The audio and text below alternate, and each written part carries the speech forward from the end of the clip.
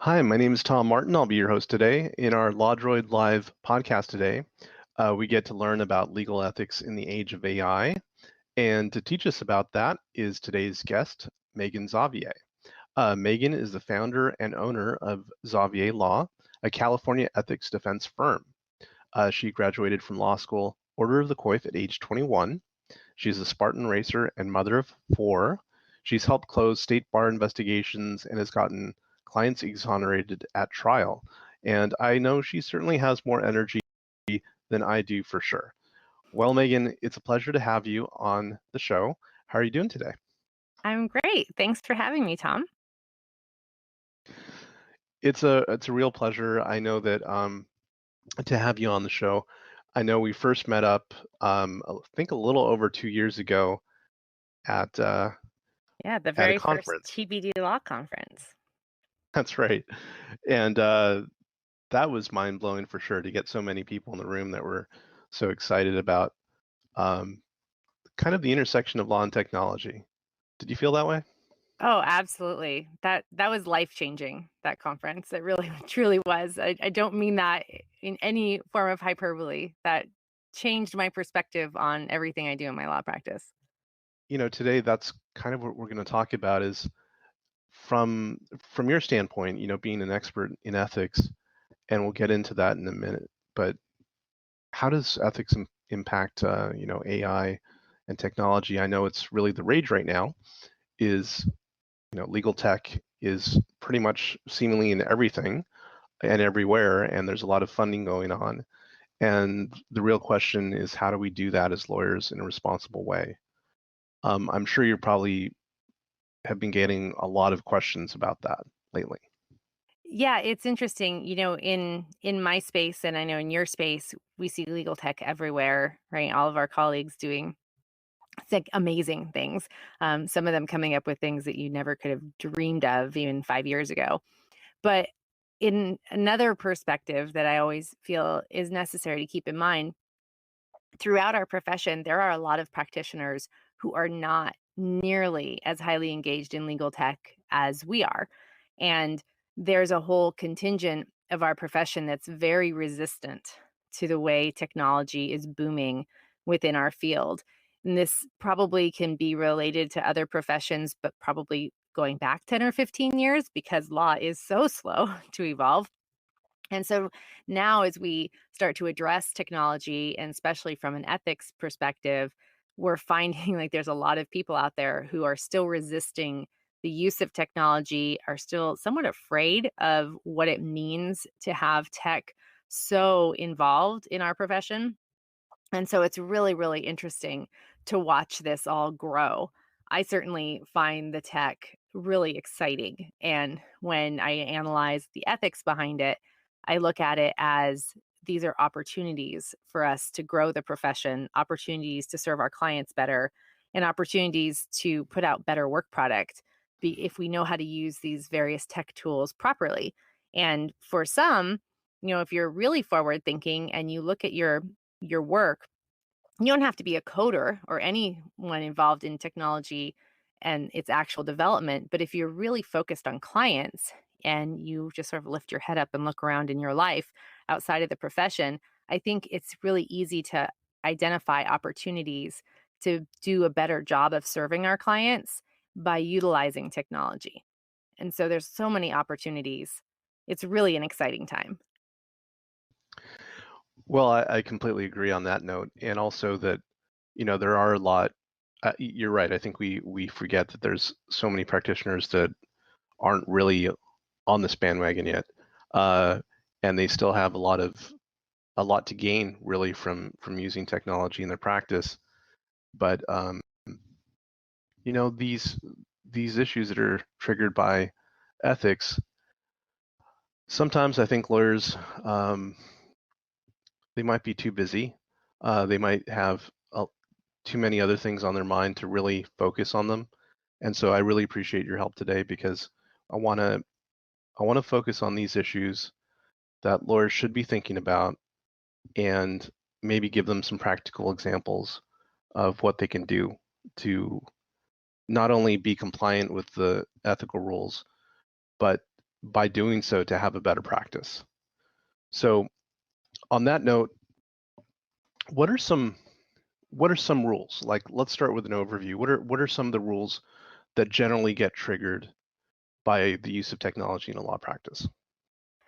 Well, one of them that comes up that people don't always have at the top of their mind, they like to sort of lead off with, is our duties regarding confidentiality.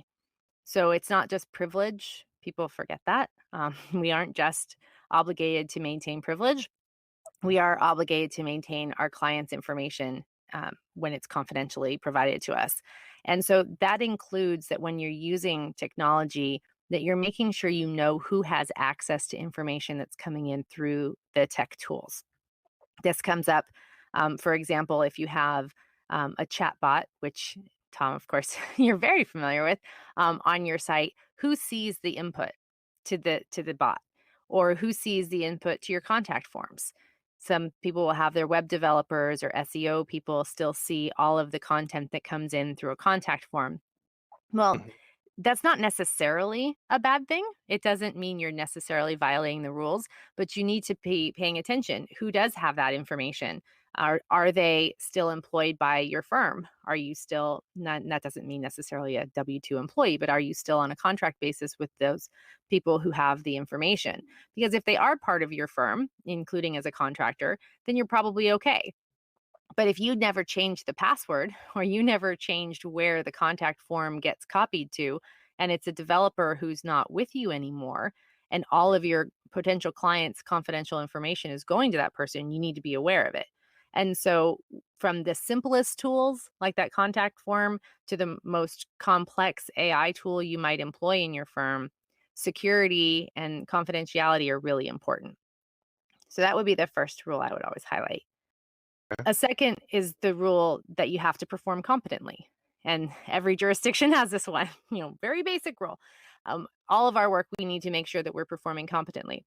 Tech tools have a tendency in, I don't want to say the wrong hands, but in hands that aren't being careful enough, to be relied upon too heavily. And so, a really great example of this one that I always like to bring up is that there are court rule calendaring systems out there. And you put in a couple of dates and you say you're in this court, and it's supposed to spit back to you all the dates that are relevant to your case. When's Right. discovery going to Really? have to close? When's trial going to have to start? All that stuff, right? Yeah, statute of limitations, that kind of thing, right? Yeah. And they're super handy and they're awesome. Well, I recently had an experience that highlighted the limitations of tools, that particular tool in particular. I was in court, and the judge had laid out through the computer system. She kept saying, "Well, the computer told me. The computer said this is the last date for the state bar to provide a report in this particular case." And the Mhm. state bar and I both said, "Well, actually, we came up with the next day." And she wanted to know why. How did we come up with the next day? And here the parties agreed, right? That was unusual. We actually agreed. We're like, no, because you can't count this day. And then this, would kick over to here. And we were both quite certain everything moved to the next day. And the judge didn't even want to look at the rule. She said, no, no, the computer said it's this day. So her order says it's that day. And of course, we'll all go along with it. But if you're a private party, you're dealing with figuring out your deadlines and not the judge who gets to make the rules, and you Right. come up with, well, the computer said I have until this date, and that's not correct for some reason, you're violating your duty to perform competently. So it's just one example of how over reliance on tools can be a problem. We have confidentiality, we have competence. Are there any other rules that kind of come up in the technology context? Well, it's not exactly that the technology causes the problem, but our rules regarding fee splitting and Mm. you know, paying for recommendations, all of the rules that come up in the marketplace arena, the attorney marketplace arena, are really important to keep in mind. Not because they're so easy to violate. The marketplaces are just one example, and by that I mean like Avo used to provide and other entities are providing or looking to provide and developing systems where the consumer can go online and say, I need a lawyer to do XYZ in this state or this city. And lawyers go on and are matched to clients. And they're set up various ways. But they are a way that technology is very naturally trying to solve some problems in the legal profession because we solve the similar matchmaking problems in other arenas the same way. And so it's very natural that there's been a lot of progress towards people developing these platforms in law because it's so easy to see the logical nature of the matchmaking services because we see it elsewhere. It goes back to 1-800 dentist commercials, 20 years ago, Hmm. and has just evolved. Lawyers are often just drawn to those systems because they seem so easy to use and so okay, so acceptable because we see it everywhere else. And there's actually a lot of rules that come into play. And so there, I highlight that not because it's easy to violate the rules, but because it's kind of easy to forget about those rules because it's a practicality trumping the reality of our ethics rules arena. How does advertising with what's possible now trigger anything? Does that come up? Oh, definitely. So the advertising rules are still hindering lawyers' ability to use certain tools that are totally mainstream in our lives in every other profession. And as consumers, the lawyer as the consumer, we see all these tools being used, and then we get hiccuped by the advertising rules. So those definitely come up as well, but they're so different jurisdiction to jurisdiction, and even the recent changes to the ABA model rules really didn't change a ton. That's a whole discussion for another day. Um, Yeah. but they made very minor incremental changes. At least they were in the right direction because that's always a fear too. But because they are really specific in each state, you have to look quite carefully at them and then try and overlay them to a world that did not exist when the rules were written, and that creates some headaches. And unfortunately, for a lot of lawyers, it means that they just stop short and don't even try certain advertising means, Google AdWords being one. There are lawyers who just go, "Oh, I don't think I'm allowed to do that." And that's as far as their analysis goes. So when it comes to Wow. using online and other tech driven um, means of advertising, definitely the rules come into play and need to be looked at carefully, not as just a stop, but read them and analyze them and see what you actually can do. But it's definitely an area for headaches. Okay, so let's drill down a little bit into these different areas. So going back to confidentiality, and you pointed out it's not just about attorney-client privilege; it's also generally how this information is kept, and information, data, like wherever it might be. I guess what is a practical way that a lawyer who's just running their practice, they might be a solo, it might be a small firm, or even a large one, like what's a good practical tip of what they should do? Um, would would having a written policy, for example, be a good first step, or do they even need one? A written policy is definitely a good step to take. I think that the more you can document, the steps that you're taking to ensure security, the better. And of course, you want that policy to actually embody good steps that you're taking. I suppose a written policy which said you're not really doing the right things is not going to help you. Um, so it needs to be actually vetted and thought through. But that is definitely a good step that you can take. Also, I think it's just really important for lawyers to get over the intimidation factor. I mean, when you talk to a lot of practicing lawyers, especially solos and small firms. And you say, well, are you looking into cybersecurity? Are you paying attention to that? They just kind of gloss over. And it sounds really scary and it sounds really sophisticated and like something they couldn't possibly, understand or get their arms around. It's really not as complicated as some of the terminology might make it sound. And if we can all accept that this is part of our duty to make sure that we're paying attention, then it helps sort of get over the intimidation factor. Like, yes, you actually need to do this. This is important. And once you realize that it's important, Start asking the same questions that you would if you were trying to understand some other aspect of your practice. I mean, if you're going to rent physical office space, you want to know if there's a lock on the door, right? And you want to know who has a key, and you Right. want to know if your filing cabinet in the back room is also separately locked. I mean, just the same sorts of questions, which don't seem nearly as intimidating.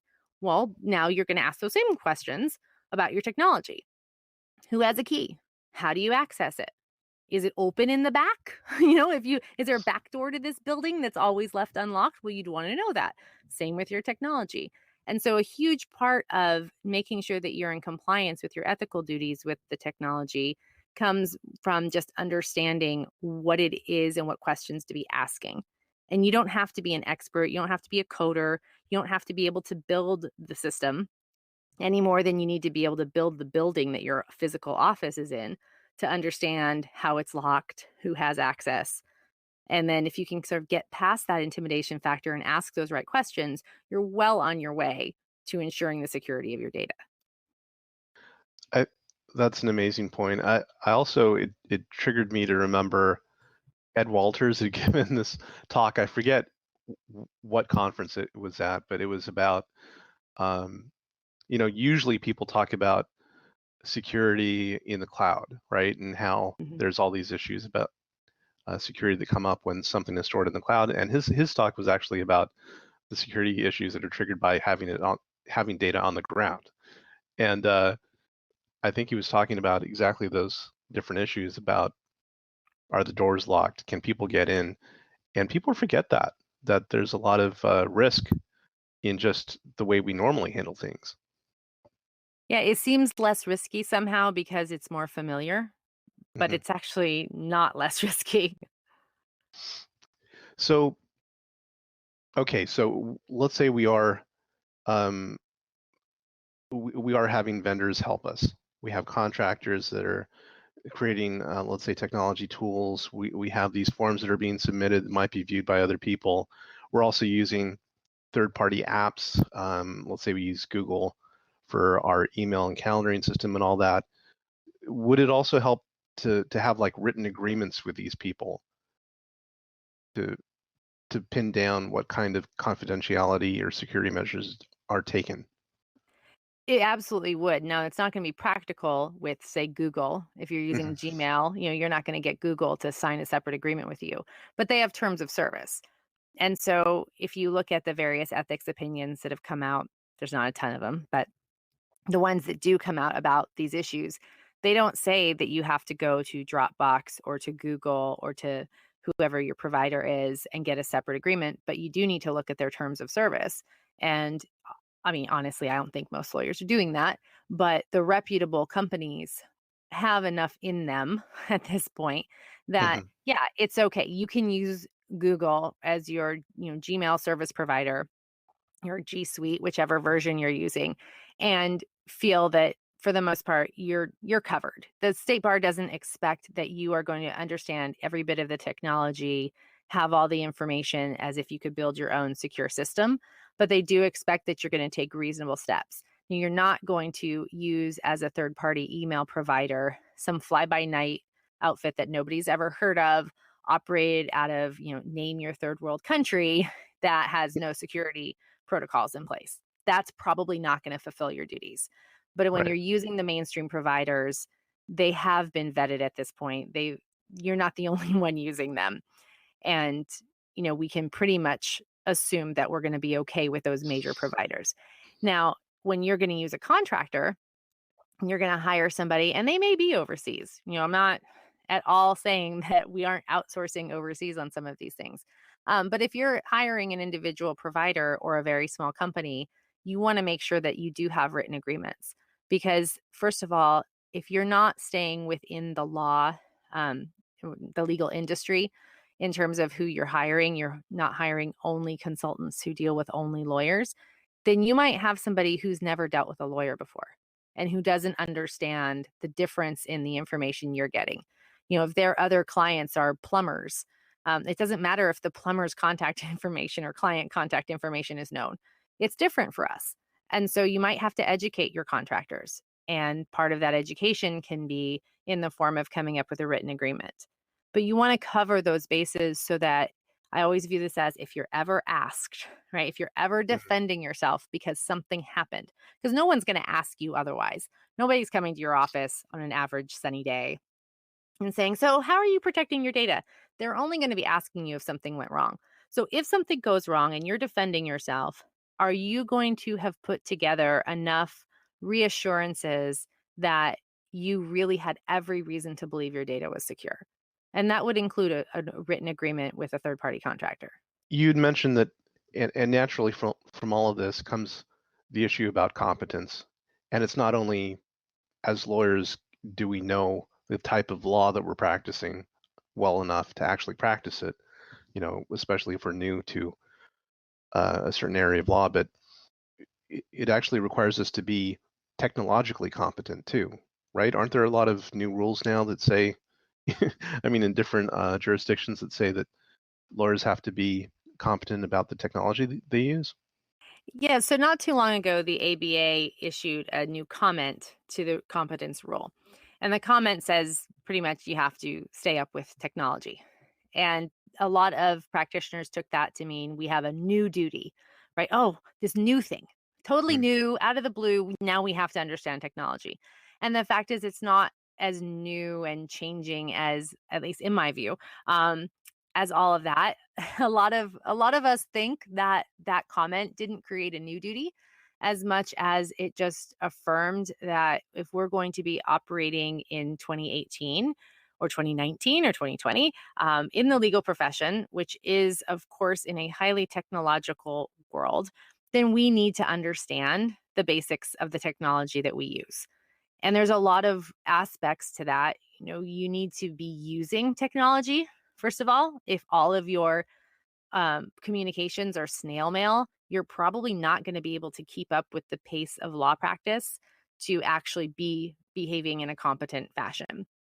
But you also need to understand when you are using the technology, how does it work? At least enough to make sure that you are abiding by your duties that we're talking about, confidentiality, security, that you understand it enough, right? You understand that when you send an email, it goes to only the person you're addressing it to. And you understand well enough not to CC your opposing counsel on your client communications. You have to be, you got to understand what you're doing. Yeah. Um, and it goes beyond that. If you're in litigation, you need to understand that when you seek discovery, you should be seeking electronic data. If you aren't, you're probably violating the rule of competence. And that's not new just because there's a new comment to the rule. It just solidifies that, yeah, in today's world, behaving in a competent fashion in this profession includes understanding and using technology. One of the things that I think about when I hear that is where to draw the line, because and you'd mentioned it yourself that some lawyers mistakenly think, you know, well, if I have to be competent, that means what now? I need to know how to code these things. I need to be able to build it from the ground up. But on the other hand, and that's one extreme, but on the other hand, I do have to have an understanding of it, at least in a basic way, to know how it works so that I'm not getting myself in trouble. So how do you how does a lawyer balance that? Well, for one thing, I think the line is constantly moving. And Mm. that's, a completely fair way to look at things when lawyers go, but I don't really know where it is. Yeah, you're not going to all the time because it does move. Where at one point email was brand new and maybe on the fringes, now it's so mainstream, you'd better understand it. But then there's something else that's new and on the fringes. Video conferencing or sending videos through text is maybe a new thing. But at some point, that's going to be mainstream too. So it continues to move, and that's one of the challenges. But if you look at some of the ethics opinions that get into really nitty gritty stuff, like the e discovery ones, I like those not because we all are involved in e discovery to the extent we need to read those and digest them for our everyday practice, but I like them because they get into some really highly technical issues. If you were to go into a big litigation today and seek emails from the other side, there are all kinds of issues, right? With metadata and database storage and what's going on offsite, what's been purged, what hasn't, has it been deleted, can it be retrieved? Really complicated technical issues. And I'm probably only scratching the surface. And a real e discovery person could tell me that I'm only scratching the surface. But I don't actually need to know how it all works and how to figure it out. The e discovery ethics opinions tell me I don't need to know it all, but they tell me I need to get someone on board who does. And so I think that's a really important way of looking at our duties with technology. We don't have to understand every bit of it, but when we hit a wall where we don't get something and we need to understand it in order to make sure we are performing competently or to make sure we're protecting our clients' information, then we need to get the right help. That's where that line really is Mhm. the edge of our abilities, versus where we have to get to in order to make sure that we're complying with our duties.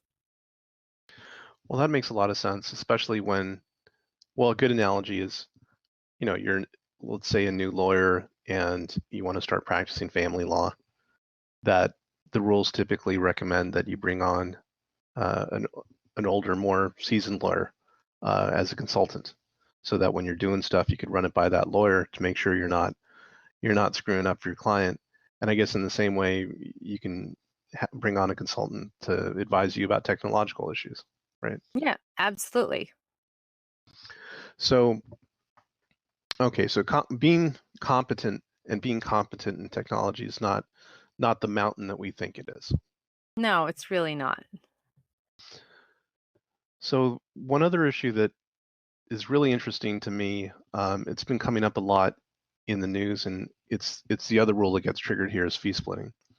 Um, and so I don't know if it's too much to say famously, but Avo famously um, kind of tackled this with its marketplace service, legal Mhm. services that it was providing on a flat fee basis, and now they've pulled back from that because they got bought by a new company that doesn't really have that as its focus.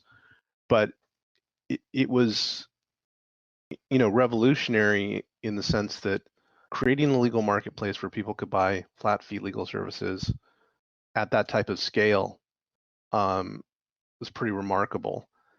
And it seems common sense that if a company, like if you have that kind of marketing reach provided to you by some, third party like Avo, that a lawyer would be more than willing, and it would be fair to um, to pay them, for the service that they're providing.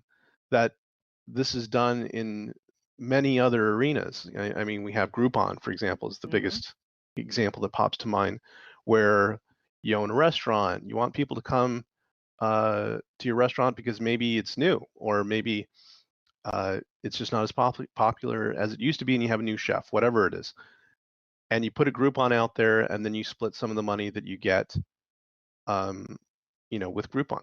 So why is this? I mean, I I know there's a rule, but so there's the thing for me that there are rules, but what is the why behind the rule? Like, what is the potential downside that is so concerning that justifies why we have this rule against fee splitting?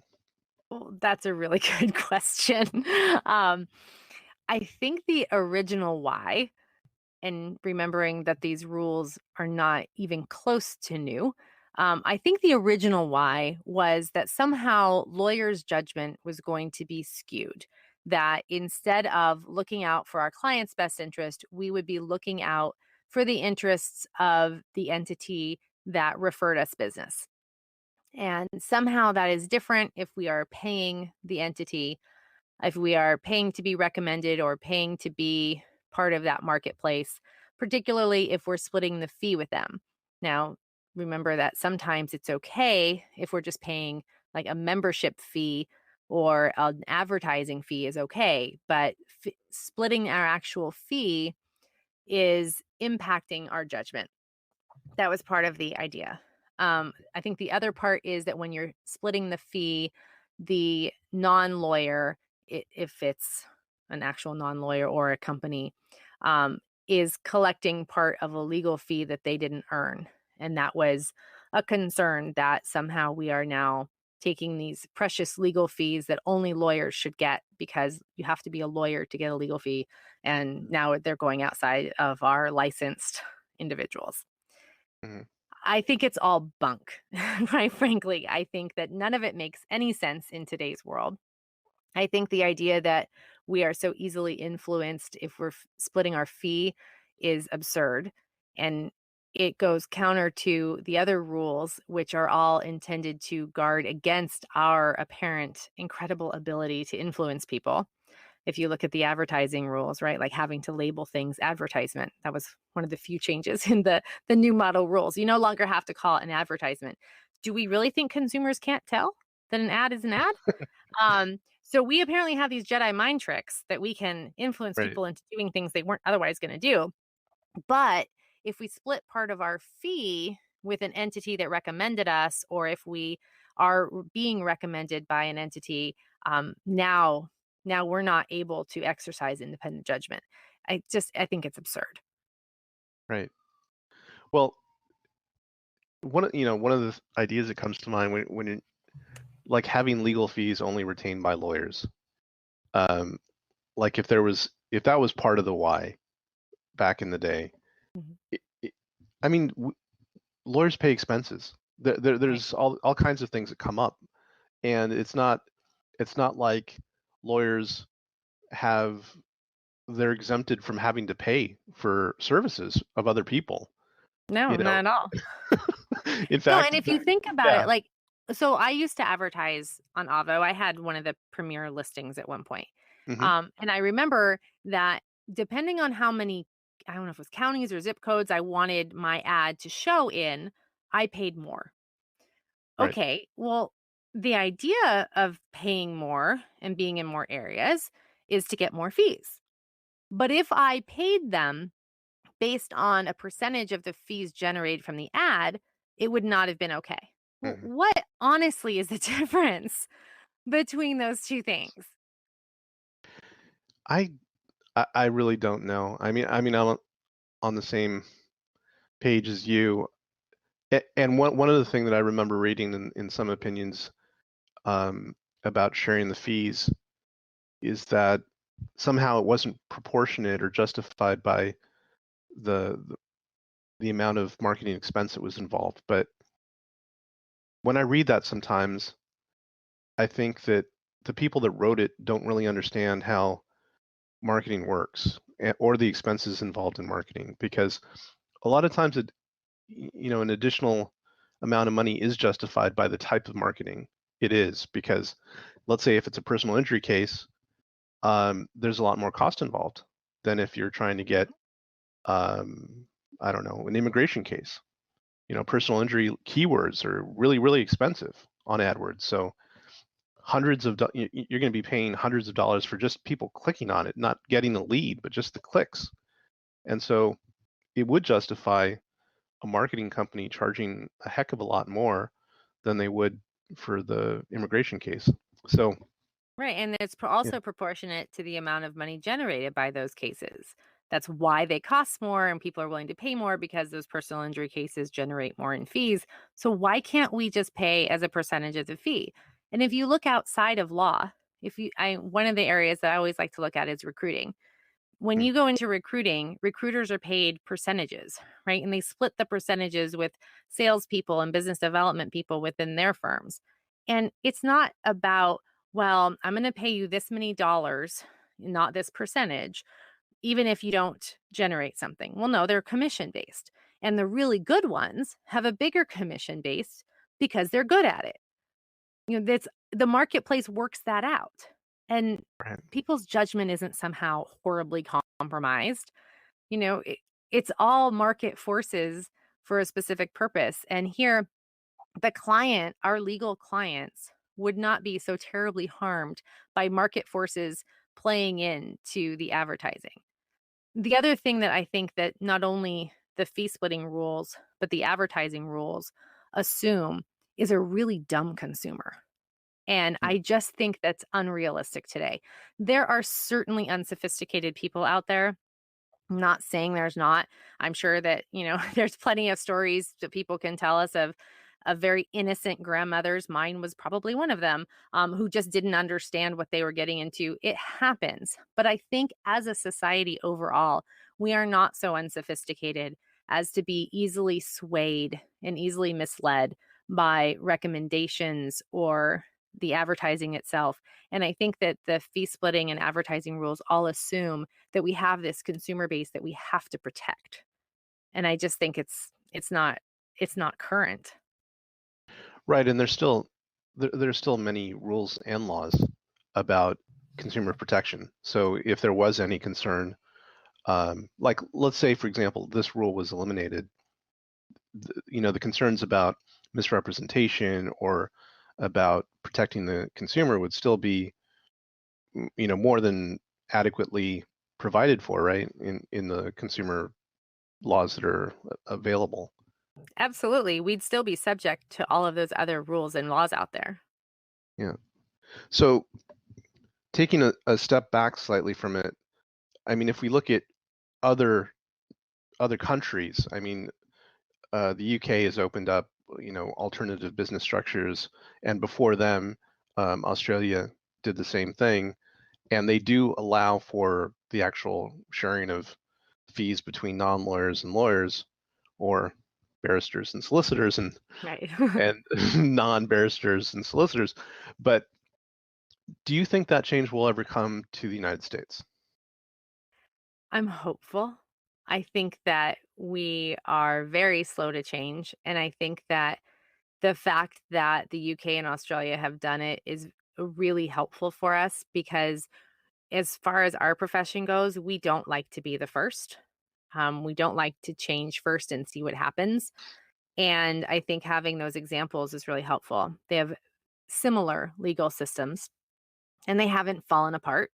You aren't hearing terrible stories coming out of those countries of how consumers are being so defrauded now by these crazy, as you said, solicitors and barristers. But the fact that we have that example is only sort of one step for us. We have a lot of complications in the way that we govern our profession. And one of them being that every state has its own politics, set of rules, set of, board of governors or whichever whatever the state calls it. There's so many political systems involved. And that concerns me that we are going to just continue to be glacially slow in our progress. The fact that we can look to other places and say, hey, this worked means that maybe we can get just one state to start to change. I know I've heard from people, former presidents of other state bars and all that, oh, maybe this one will, maybe ours will. There's some progress in the Pacific Northwest. So I'm hopeful that maybe one state will be willing to be kind of the training ground in the US. And if one can make a big change, the other 49 will probably poo poo it for a couple of years and, Right. say, well, they're just crazy. Every state has their thing, right? They have their other state, their rival state. They all go, oh, that's crazy. Or if it's California, everybody thinks we're crazy. Um, Yep. and so that it'll probably have to happen like that, like somebody will have to have the courage to be the outlier. But then when things don't fall apart there, hopefully it will have something of a domino effect. I think it'll be a very slow one though. I mean, I'm not holding my breath. So we talked about, some different areas of legal ethics that apply to technology. We talked about confidentiality, competence, fee splitting, and advertising. So I want to bring this around to bearing on AI. So artificial intelligence, does it trigger amongst these different rules that we just talked about? Are there any specific concerns that come up when we talk about artificial intelligence? And just to kind of define it a bit, um, artificial intelligence, at least the way it's used now, is a way of automating tasks, conversations, but also employing sometimes machine learning to basically look at data and then derive some kind of conclusion from that data or to synthesize it in some way. So when we look at that, How do we look at it from an ethical standpoint and staying compliant? Well, AI is really interesting in part because it seems to trigger one of two extreme reactions, neither one of which is really appropriate. The first is the outright fear, and that's the rise of the robot lawyers idea when you Right. picture the, you know, massive stormtroopers or the earlier droids army and oh my gosh, they're coming and they're going to take over the profession. And then the lawyers who have that reaction just sort of run in fear and don't learn about the benefits that AI can bring. On the opposite end of the spectrum are the lawyers who embrace this notion that we could have AI doing so much. And then they want to push it and say that they can almost abdicate some of their responsibilities to AI tools. And that's not right either. So, somewhere in the middle is the appropriate use of AI. And the way that I view it is that we have at our fingertips these incredible tools and even more incredible people to develop more tools as we can see how they can be used. And so, if you approach your practice from as client centric of a position as possible and say, how can I make coming to my law firm and getting legal services from me a better experience for clients? You can start to identify places where AI has an appropriate role. But all along the way, you have to keep in mind the key concerns. So you have to make sure that when you employ the tools, you're not abdicating responsibility for information and allowing it to be utilized in a way that's inappropriate and violates confidentiality. And you have to make sure you're still on top of what's happening for your clients. So if you're feeding their information into a tool and getting a result, and like you said, some of this is machine learning, right? Some of it's amazing what it can do. When you get that result, you're not blindly utilizing it without double checking whether things make sense, whether the tool's operating properly. It can't substitute for your judgment as the attorney. You still have to make sure you're on top of it from a competence standpoint. But to not utilize the tools, to take that first approach and be like, this is scary stuff, I'm running away, you're missing opportunities and missing opportunities for scaling, for automation, for efficiency, for profitability in your firm, and for creating a better client experience. Well, I love to hear that. I mean, ethics does not always have to mean we can't do something. Great things can come from using technology and AI in particular, right? Absolutely. And, one thing that I always try and stress is that when I talk about, hey, I'm talking about ethics, oh, let's talk about happy clients, people sometimes say, wait, I thought we were talking about ethics. How'd you end up on happy clients? I'm like, no, no. Happy clients means a lot fewer bar complaints, fewer malpractice actions. And there's a couple ways that that happens. One is just that happy clients tend not to complain about you. I find that even when the case goes badly for a client, if you have treated them in a certain way and you've respected them and made this a good client experience, your win or loss on the substance of their case is not actually the issue. It's how do they feel about your service and how have you handled taking care of them. So, yes, if you're using technology in ways that focuses on the client and helps make a better relationship, you're actually less likely to have a malpractice or ethics complaint just because the client's happy. And then if you take that further, you are also less likely to make mistakes that lead to ethics complaints and malpractice actions. The court rules idea that we were talking about earlier, using tools to make sure you're not missing deadlines. Well, we talked about it in the context of, hey, be careful, you still have to use your brain, which remains true. But if you're utilizing tools, you can be doing things like keeping in better contact with your clients, making sure you don't fall down on obligations to keep them informed of key developments. If you're using certain triggering tools like even just as simple as a calendar tickler onto something much more complicated like an AI program that says, hey, you haven't touched this file in a while. I'm thinking maybe it's time to bring this back to the front of your mind. Um, those are things that are going to help you not miss deadlines, which of course is a key way you end up with a malpractice complaint. So there's all kinds of ways that you can use the tools within your practice to make sure you're not screwing up along the way. When I think about ethics, it really comes down to just being a good professional and providing a good service to your customer. I like to call them customers sometimes because I think it puts the right perspective on providing good service to the people that we work for.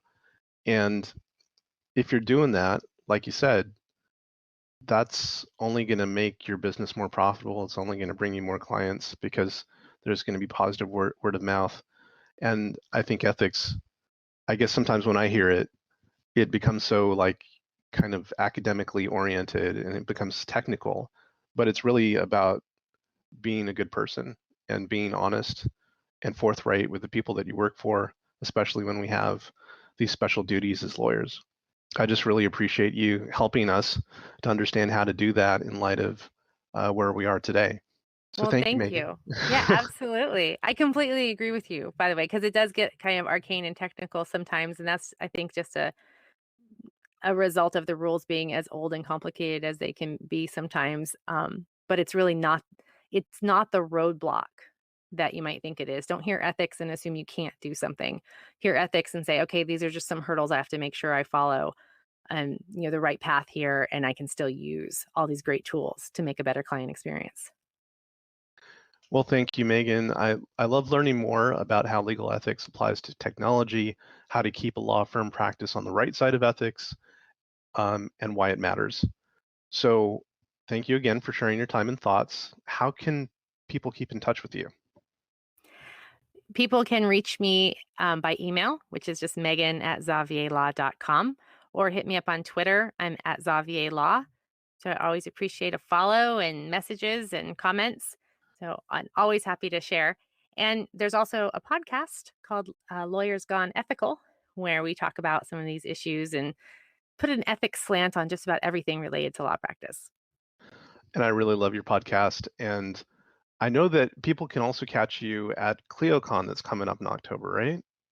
That's right. I will be speaking with Jess Birkin of Birkin Law on making digital products out of your legal knowledge. Wow, that's going to be cool. Um, well, thank you, Megan, for being my guest today. Thank you all for listening in to our podcast today, Legal Ethics in the Age of AI.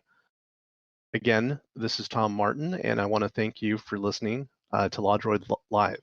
Check us out at lawdroid.com or on Twitter at LawDroid. Thank you. Bye.